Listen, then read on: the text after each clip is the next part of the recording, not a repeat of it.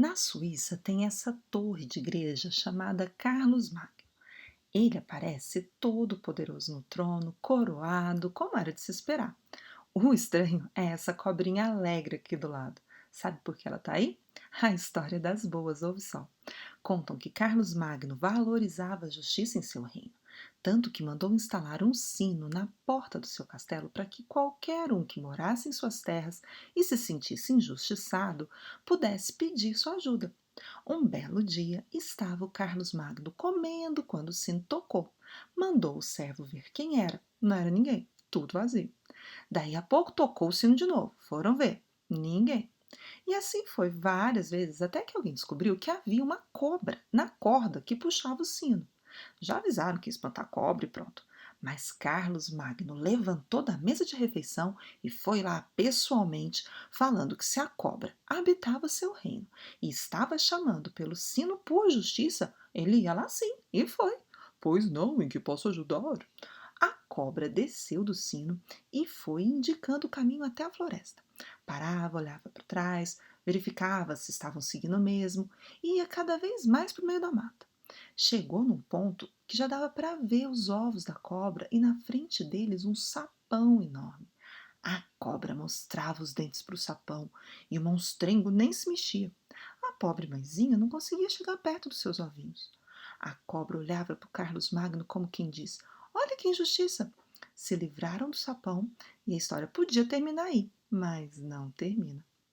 Um outro belo dia depois, estava o Carlos Magno comendo quando a tal cobra aparece em cima da mesa. Foi um rebuliço. Todo mundo fugindo com medo da cobra, menos Carlos Magno. Ela chegou pertinho dele, abriu a bocona e de lá cuspiu uma pedra preciosa. Fez uma reverência e foi embora. Carlos Magno mandou colocarem a tal pedra num anel e deu de presente para a esposa. E a história podia terminar aí, mas não termina. Desde que a mulher colocou o anel no dedo, Carlos Magno só tinha olhos para ela. E dizem que antes os olhos dele vagavam por muitas outras, mas pode ser fofoca. Enfim, era uma paixão avassaladora. Até que um dia ela ficou doente, ruim mesmo, e morre. E a história podia terminar aí, mas não termina. Preocupada com o que podia acontecer se o anel caísse em mãos erradas, antes de falecer, a rainha esconde o anel debaixo da língua. Carlos Magno, desconsolado, não conseguia se desapegar do corpo. Ficava lá do lado da mulher morta. Muito romântico, mas a turma do castelo não aguentava mais o odor fétido e foram reclamar com o bispo. Lá vai o bispo argumentar com o homem mais poderoso do mundo em luto de paixão. Peleja. Num raro momento, com Carlos Magno cochilando ao lado do corpo morto da esposa, o bispo sorrateiro fuça até encontrar o tal do anel debaixo da língua da falecida. No que ele tira o anel dali, o Carlos Magno acorda e já começa a reclamar que, pelo amor de Deus, vamos enterrar a rainha que já passou da hora. E a história podia terminar aí, mas não termina. O bispo, assustado, com o anel escondido e o olho arregalado, se torna a nova razão da vida do Carlos Magno, que não vai mais a lugar nenhum sem o bendito.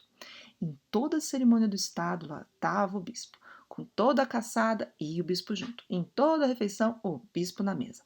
Até arrumar um jeito do bispo dormir nos aposentos reais. Quando já não aguentava mais, o bispo fugiu correndo morro abaixo até chegar num lago e jogou o tal anel lá dentro, mais longe que pôde. Na sequência, chega o Carlos Magno, correndo atrás dele.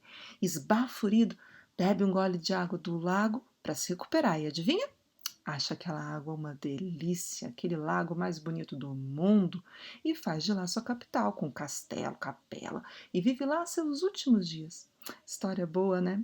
Tão real quanto qualquer outro mito.